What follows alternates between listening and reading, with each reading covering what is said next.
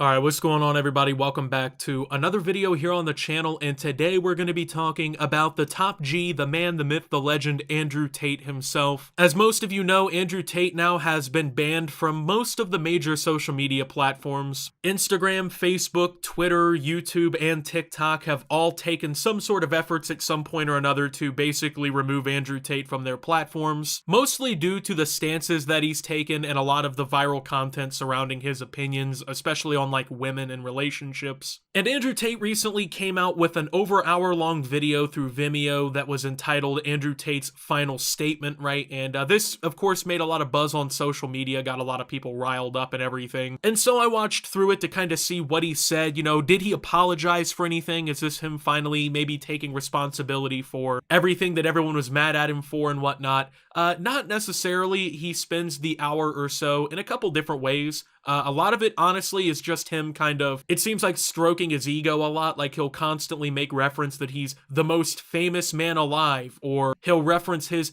genius intellect and things like this, right? More or less, there's a few points throughout the video that I kind of want to highlight and respond to because, well, it's his actual response to the entire situation. This is like his take on why everything's going down, and it's kind of his response to everything. And I think that, you know, not necessarily it's full of issues, because I actually do agree with him on some parts of this entire thing, but so I don't want to spend a whole lot of time just recapping the video. I want to actually kind of talk about and respond to some of the points that Andrew Tate makes in this video that I feel like are, you know, either incorrect, or maybe he's missing the point of what's going on, or maybe it needs clarified in some way. With that being said, let's go ahead and just jump straight into the video. Regardless of whether I am banned, reinstated, remain on social media, is completely beside the point. This is just a matter of clearing the air while I have the national consciousness. I was massively a victim of my own success. I decided to accelerate my public persona and presence about 6 months ago. And I was massively successful. I became the most Googled man on the planet. I am, by the metrics of the internet, the most famous individual who is currently alive in the world today. Andrew Tate incorrectly claims that he's the most famous man alive because I guess he currently has extremely high Google Trends metrics and he's being talked about a lot on social media. I think this is a pretty ridiculous claim to make because it's just not remotely true. Now, I'm not going to sit here and pretend like he's not famous. Andrew Tate definitely is mainstream now and he's a big name and everything. He's famous for the moment, absolutely, but there's still dozens of people on the planet instantly more recognizable and famous than him. I mean, take Andrew Tate and Kim Kardashian, put him in a room full of people, and I'd put money on the fact that more people recognize Kim K, or, you know, Kanye West, or Joe Biden, Morgan Freeman, LeBron James, Tom Brady. That's just to name a few different people that are more recognizable and more famous than Andrew Tate. Sure, on social media, the guy is the biggest guy on social media right now. He's probably the biggest influencer, if that makes sense, but he's not the most famous man on the planet. I feel like this kind of serves to fuel his ego in a way, and it's just an incorrect claim. It just also doesn't need to be added or said, you know? My responsibility is to make sure that any kind of negative connotations in my messaging are removed. I want to stick to my message. I don't want to backtrack. I still want to champion men's issues. I still want to champion physical and mental strength. I still want to champion the protection of women. I still want to do that. However, I must be ultra aware of how I do that, because it would be unprofessional of me as a man to sit and say that my messaging does not have to change in line with my fame. The way you can say things in a video that gets 500 views is very different than the way you can say things in a video that gets 500 million views or 50 million views. You have to change your messaging. I actually don't disagree with Andrew Tate here. A major concern a lot of people have with his messages really comes back to how he says things, you know? Let's be real. If Andrew Tate was a little more toned back and wasn't as driven or passionate about what he says, people wouldn't fear this guy so much. It's not inherently what he's saying, in some situations at least. I mean, in others, it definitely is what he's saying that's getting him the controversy, but there's a lot of clips of Andrew Tate that a lot of people find very tame, you know? And a lot of the times, I've noticed that the reason that these clips go viral is he's speaking in a matter-of-fact tone, you know? Which isn't the worst thing on the planet. Like, you should be sure of yourself when you're talking, but when you're making, you know, these outrageous claims that offend people, and you're saying it as though it's fact, like, yeah, you're gonna ruffle some feathers. That might seem wrong and like it's the opposite of how it should be, but at the end of the day, facts are facts. You know, people feel uncomfortable not only with what what he's saying, but I feel like the tone and the way he says things also play a big role into why he's essentially canceled on social media. I believe everything I said. I believe in protecting women. I believe in championing women. I believe in making sure that women are provided for. However, that video was made when I was far less famous. In light of the things I just said to you earlier in this video, I understand that now, as my fame grows, even though to me my message is very clear, a man has certain roles in society, a woman has certain roles in society, and when we work as a team, when we love each other, society is better as a whole. I think that these views are not very controversial at all. I think they were mainstream only a few years ago. I don't think that they're controversial. Most of the people I meet in the world don't think they're controversial. The women I hang around with don't think they're controversial. Nobody on the street I've ever met thinks they're controversial. Everybody agrees with me. So Andrew Tate spends a few minutes discussing his views on women, arguing he's actually defended and championed women on several occasions. He even shows a few clips, but for brevity's sake, I did not include them, or else this would be a much longer video than it needs to be. His argument is that many of his widely criticized beliefs were actually the status quo even just a few years ago, and he's not inherently wrong about this either. The issue with this, obviously, and as he lightly touches upon in this video, it's not these clips of him supposedly championing women that are going uber viral. It's clips of him making somewhat negative comments about other people and about women that have gone viral. Now, his defense for this is, oh, well, nobody I've ever met in person finds them controversial, you know? I've talked to women, children, men, fathers, mothers, brothers, sisters, daughters. No one found it controversial. And this kind of misses a major issue that I've thought about, and I guess maybe Andrew himself doesn't see this possibility because, well, in his shoes, he's the guy that everyone will suck up to. But I believe it's entirely possible that people around Andrew Tate either don't speak on how they feel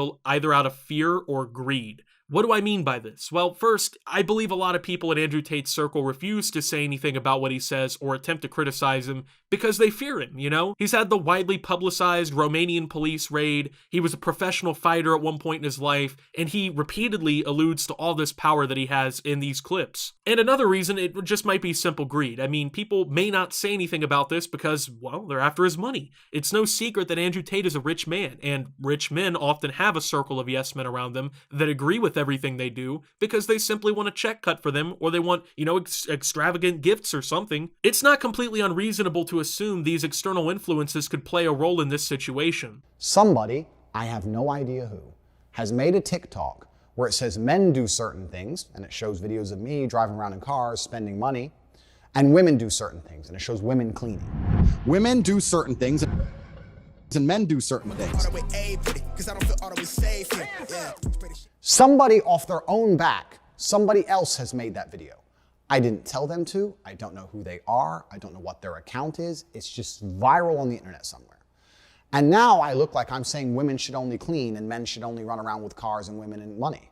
The issue with what Andrew Tate's saying here is actually simple. He's simplifying his involvement in this to defend himself. Whether you're an Andrew Tate fan or not, you likely know about his Hustlers University venture where people basically pay him $50 a month to gain the knowledge and insight on how to become this alpha male figure or whatever. Well, within Hustlers University, there's some sort of rule in place or encouragement in place to create social media accounts and like share clips of Andrew Tate in order to make him more viral. He's repeatedly alluded to this marketing strategy for his content. When you do that and encourage people to take your clips and create content out of them to make you more viral, this is the byproduct of what you get. People you don't know whatsoever are spreading your message for you, and they're doing so without any guidance. So whatever they interpret from your video, keyword whatever they interpret from your video, is what they're actually going to share. And what they interpreted from your statement apparently is that men do this, aka men do this, women do that in a negative connotation. While most of us can admit that Andrew's marketing strategy was genius and it worked, it creates situations like this inadvertently where you're basically setting yourself up for situations like this. I didn't say that. I didn't say that at all. I said that women should be protected and provided for. But because a small clip was taken out of context and used against me and weaponized, now I look like I've said things I did not say. And no matter how positive my message about women, if the intention is to try and make me look bad, even with a clip like that, they found a way to make me look bad. The issue I take with what Andrew just said right now is that this was likely one of his own fans that created this TikTok he's referencing.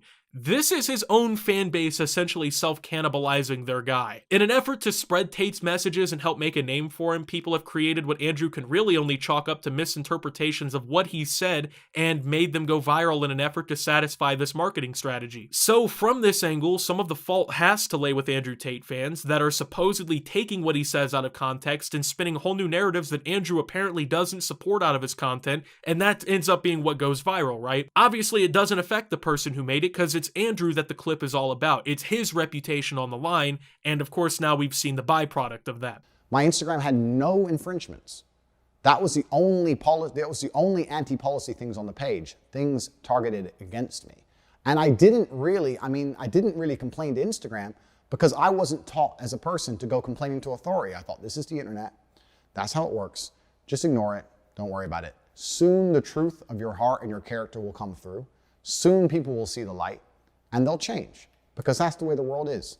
People often flip-flop on issues. This is how things happen. In this clip, Tate is explicitly speaking about his ban from Instagram and why he wasn't upset about it. Unfortunately for him, I don't see these social media platforms having a change of heart anytime soon. I find it pretty likely that he'll remain permanently banned and no change or good of heart or anything is really going to save him from that, you know? He probably knows that by now, and he understands, apparently, why these platforms felt the need to get rid of him. He even says it at some points throughout his video. But at the same time, this provides another thing I've said. His fans are the ones spreading his message. So if there's really an issue with the communication of his message, some of that responsibility is on them to make sure that he's accurately being portrayed if he feels that he's being misconstrued in any way. Overall, Andrew Tate's response I feel like could have been 20 to 30 minutes shorter if he wasn't telling stories that really have nothing to do with the situation. Maybe if he wasn't stroking his ego as much with the talks of being a genius and all this and whatnot. And I get that's part of Tate's whole persona, but it really just kind of padded this whole thing out to the point where it was actually difficult to watch. I mean, most people don't have an hour to spend listening to Andrew Tate's last response or whatever to this whole situation. And at this point, a lot of people really aren't interested in hearing it at all because they just already have made their mind up about Andrew, which, you know, may not necessarily be the best mindset. I think it's best to hear people out if you can, but at the end of the day, it seems like a lot of this is self-inflicted by the Andrew Tate community. So with that being said, thank you guys for watching. If you did enjoy, make sure to leave a like, subscribe if you're brand new around here on the channel, follow me over on Twitter and Twitch at @SubToOptimus. Make sure to check out Shoptimus down below. And until my next video, guys, this is Optimus, well, talking about Andrew Tate's final response